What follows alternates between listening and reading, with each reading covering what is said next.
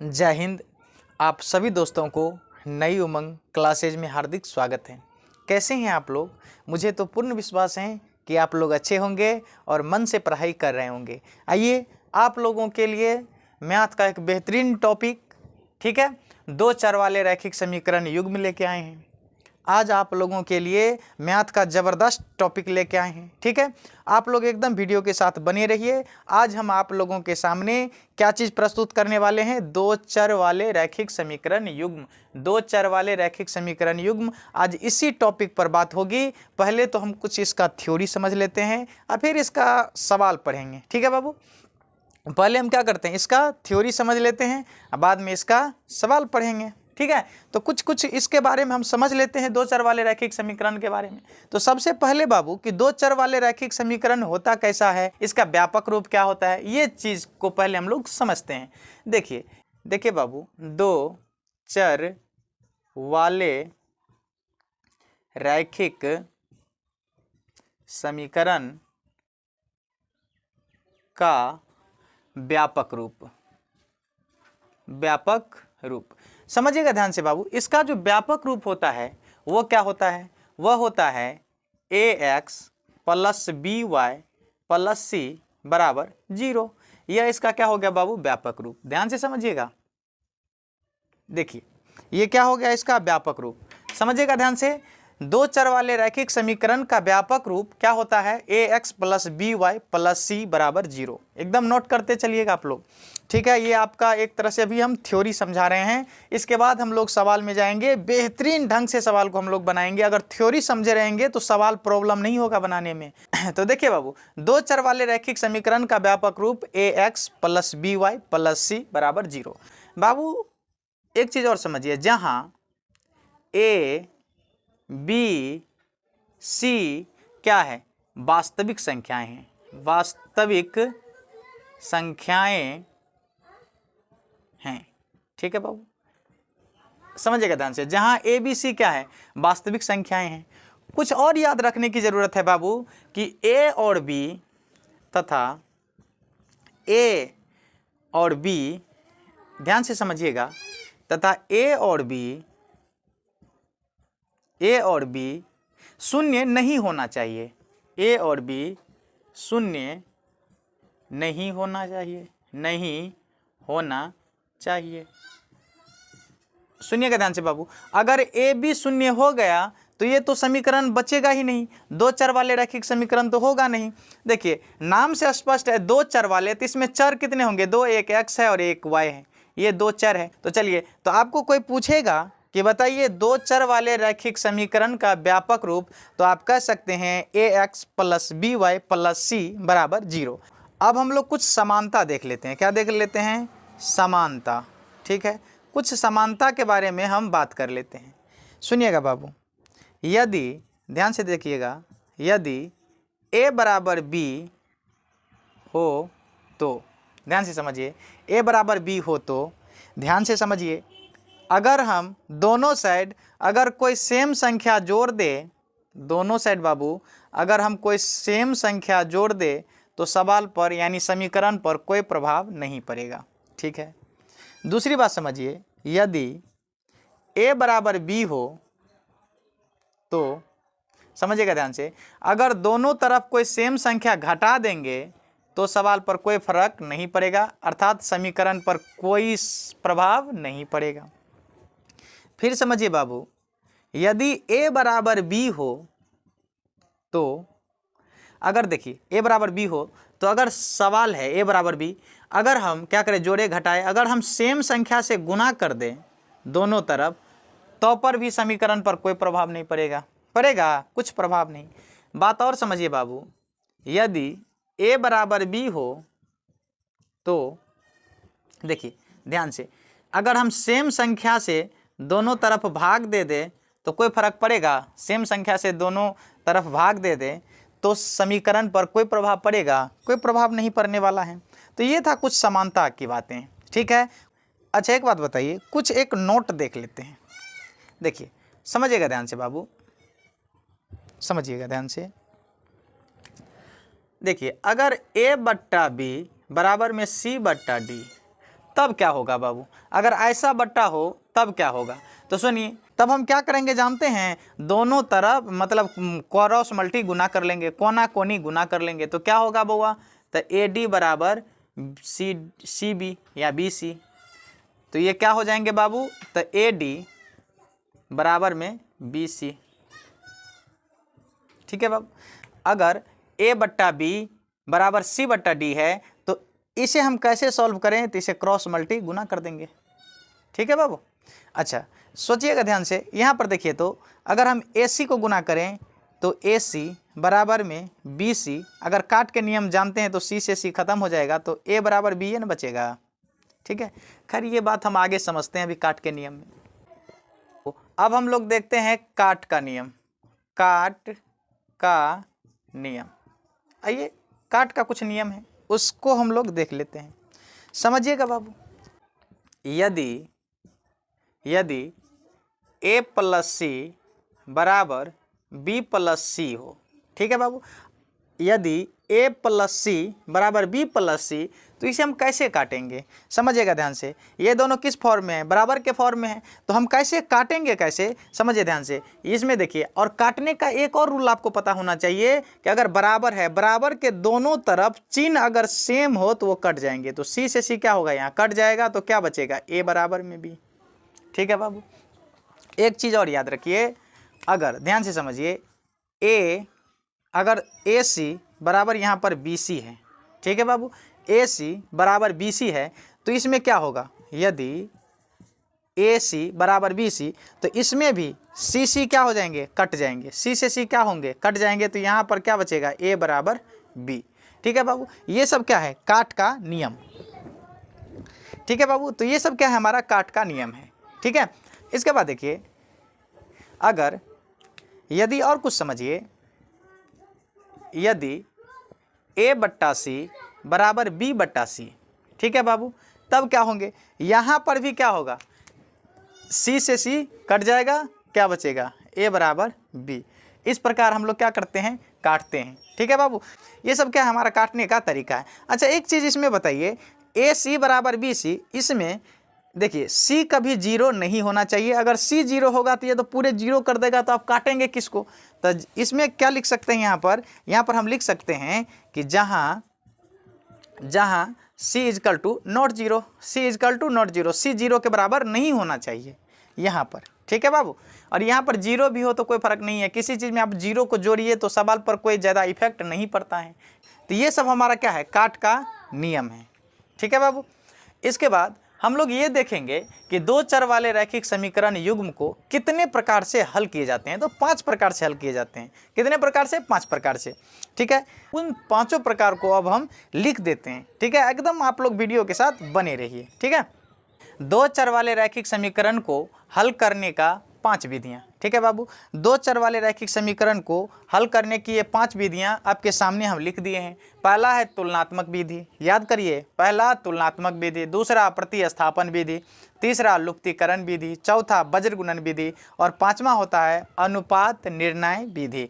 अनुपात निर्णय विधि। ठीक है बाबू, हम आपको 5 विधियां पर सवाल बना के दिखाएंगे। ठीक है, हम क्या करेंगे, आपको ये 5 विधियां पर सवाल बना के दिखाएंगे। एकदम आप लोग वीडियो के साथ बने रहिएगा। ठीक है बाबू, क्योंकि जब हम लोग सवाल बनाएंगे ना, इसका जो प्रश्नावली बनाएंगे, तो ये विधि सबका यूज होगा। तो जहां पर जिस विधि का प्रयोग पूछेगा, जिस विधि से कहेगा हल कीजिए, उसी विधि से हम लोग हल करेंगे। ठीक है, क्वेश्चन जिस रूप में पूछेगा हम लोग उसी रूप में क्वेश्चन का जवाब देंगे। ठीक है बाबू, इसके बाद हम लोग समझेंगे कि शर्त क्या है, इसके बाद हलों की संख्या, युग्म का नाम क्या होगा। ठीक है, यहाँ तक तो आपको समझ में आ गया होगा।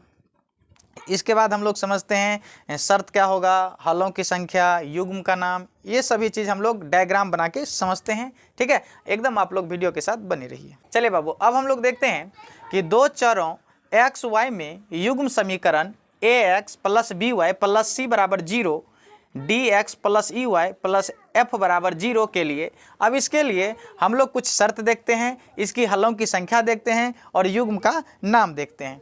देखिए पहला शर्त क्या है, यदि a/d not equal to b/e, अगर इस प्रकार का शर्त हो, अगर a बट्टा D not equal to b बट्टा ई, तो इसकी हलों की संख्या क्या होगा बाबू? तो इसमें हलों की संख्या होगा एक और केवल एक हल। इस शर्त के लिए हलों की संख्या क्या होगा? तो एक और केवल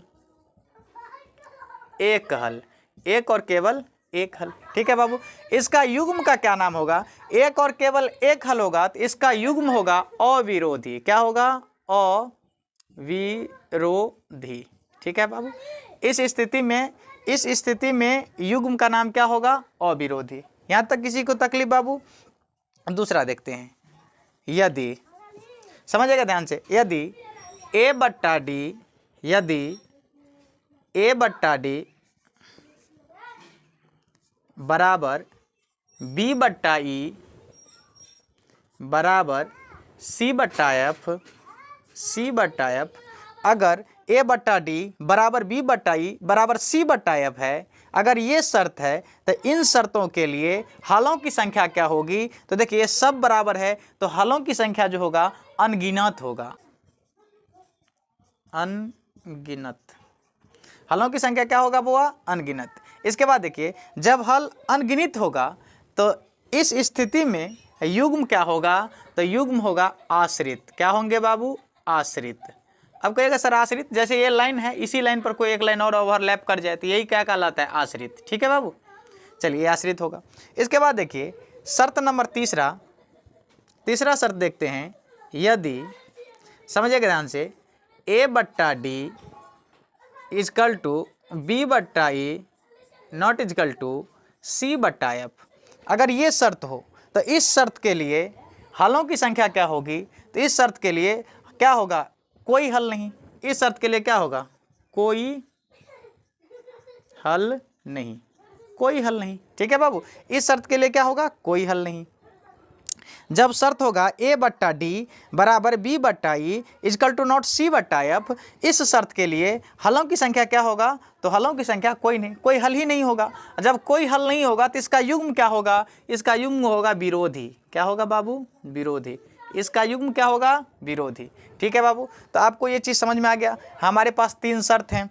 पहला शर्त देखिए a बट्टा D equal to not b बट्टा ई, इसके हलों की संख्या, इस शर्त के लिए हलों की संख्या एक और केवल एक हल और इसका युग्म क्या होगा? अविरोधी। इसके बाद देखिए a बट्टा डी बराबर b बट्टा ई बराबर c बट्टा एफ, इस शर्त के लिए हलों की संख्या अनगिनत हल होगा और इसका युग्म क्या होगा? आश्रित। ठीक है बाबू। तीसरा शर्त देखिए a बट्टा डी इक्वल टू b बट्टा ई नॉट इजकल टू c बट्टा एफ, अगर ये शर्त है, ये शर्त के अनुसार हलों की संख्या कोई नहीं, कोई हल नहीं होगा, कोई हल नहीं, इसका युग्म क्या होगा? विरोधी। यहाँ तक समझ में आ गया? यहाँ तक समझ में आ गया? इसका आप स्क्रीनशॉट एक लेना चाहते हैं तो ले सकते हैं। अब हम लोग इससे आगे बढ़ते हैं, ग्राफीय विधि से हम आपको भी समझाते हैं कि कौन सा ग्राफ विरोधी होता है, कौन सा अविरोधी। ठीक है, अब हम लोग देखते हैं यही समीकरण युग्म से ग्राफीय विधि से हल। ठीक है, इससे पहले हम आपको क्या समझा दिए थे? इससे पहले हम आपको समझा दिए शर्त, हलों की संख्या, युग्म का नाम। ठीक है, तो समझिए दो चर वाले xy में युग्म समीकरण, ये जो युग्म समीकरण है इसके लिए तो हमने शर्त, हलों की संख्या, युग्म का नाम ये समझा दिए। अब आइए इन्हीं से समझते हैं ग्राफीय विधि से हल। क्या समझते हैं हम लोग? ग्राफीय विधि से हल। ठीक है बाबू, तो पहला समझिए ग्राफीय विधि से हल। अगर ग्राफ, क्या लिखेंगे? पहला समझिएगा ध्यान से, अगर ग्राफ प्रतिच्छेदी हो, अगर ग्राफ प्रतिच्छेदी हो तो आप बताइए हलों की संख्या।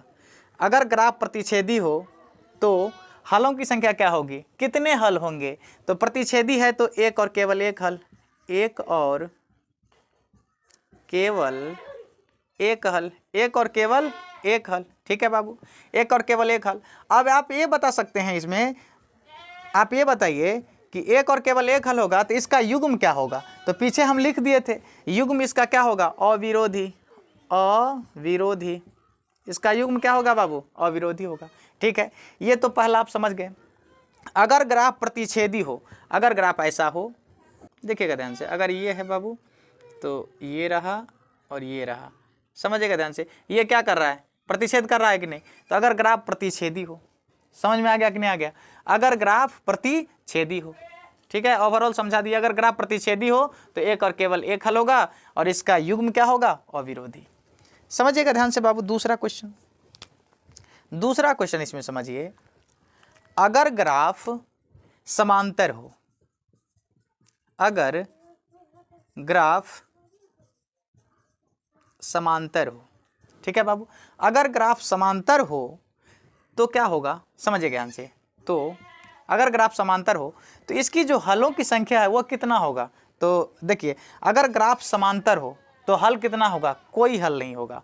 तो कितने हलों की संख्या क्या होगा, तो कोई हल नहीं, कोई हल नहीं, ठीक है बाबू, कोई हल नहीं होगा।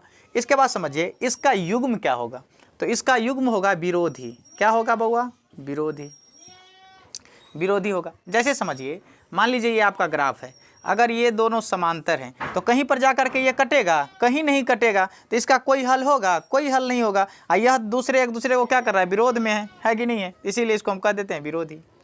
बाबू तीसरा क्वेश्चन समझिए, इसमें तीसरा समझिए, तीसरा क्या है, अगर ग्राफ समपाती हो। क्या है बाबू तीसरा क्वेश्चन, अगर ग्राफ समपाती हो, अगर ग्राफ समपाती हो, अगर ग्राफ समपाती हो तो इसमें देखिए हलों की संख्या क्या होगा, तो अनगिनत हल होंगे। क्या होंगे बउआ, अनगिनत हल होंगे। इसके बाद समझिए अनगिनत हल होंगे तो इसका जो युग्म है वो कैसा होगा, तो इसका युग्म जो है वो होगा आश्रित। क्या होंगे बाबू, आश्रित होगा। ठीक है, जैसे देखिए यहाँ पर ये ग्राफ रहा हमारा, प्रतिच्छेद आश्रित होगा। समझिए ध्यान से, क्या कहा, अगर ग्राफ समपाती हो, समपाती कहने का मतलब यह ग्राफ है, ठीक है बाबू, इसी पर एक और लाइन होना चाहिए, इसी लाइन पर एक और लाइन हो, यानी ये क्या हो गया, समपाती हो गया, यह क्या हो गया, समपाती हो गया। तो अगर ग्राफ समपाती हो तो हल क्या होंगे, अनगिनत हल होंगे, और क्या होंगे, इसका युग्म क्या होंगे बाबू, आश्रित होगा, इसका युग्म क्या होगा, आश्रित होगा। तो चलिए आप लोग बता सकते हैं, एक क्वेश्चन आप लोग बताइए, अगर ग्राफ प्रतिच्छेदी हो तो हलों की संख्या, तो अगर ग्राफ प्रतिच्छेदी होगा तो एक हल होंगे, अगर ग्राफ समांतर होगा तो हलों की संख्या कोई हल नहीं होगा, अगर ग्राफ समपाती हो तो कितने हल होंगे, अनगिनत हल होंगे। ठीक है बाबू, चलिए इसी पर आपको ये क्वेश्चन पूछ दे, अगर ग्राफ समपाती हो तो इस समपाती हो तो इसका युग्म क्या होगा, तो जब ये ग्राफ समपाती होगा तो इसका युग्म क्या होगा, तो इसका युग्म होगा आश्रित, इसका युग्म क्या होगा, आश्रित। ठीक है बाबू, अगर कहेगा अगर ग्राफ समांतर हो, अगर ग्राफ समांतर हो तो इसका युग्म क्या होगा, तो समांतर के लिए युग्म क्या होता है, विरोधी, युग्म क्या होता है, विरोधी। अगर ग्राफ क्या हो, प्रतिच्छेदी हो, ग्राफ अगर प्रतिच्छेदी हो तो इसका युग्म का नाम क्या होगा, तो इसका युग्म का नाम अविरोधी होगा, इसका युग्म क्या होगा, अविरोधी। यहाँ तक समझ में आ गया बाबू। चलिए बाबू, यहाँ तक तो आपको समझ में आ गया होगा। अगर आप लोगों का ये वीडियो अच्छा लगे तो मेरे चैनल को आप सब्सक्राइब कर सकते हैं। अगर आप लोग फेसबुक पेज पर देख रहे हैं तो इसे फॉलो कर सकते हैं। अब हम नेक्स्ट क्लास में कहाँ से मिलेंगे, 2 चर वाले रैखिक समीकरण के प्रश्नावली 3.1 से मिलेंगे। ठीक है, तब तक के लिए जय हिंद।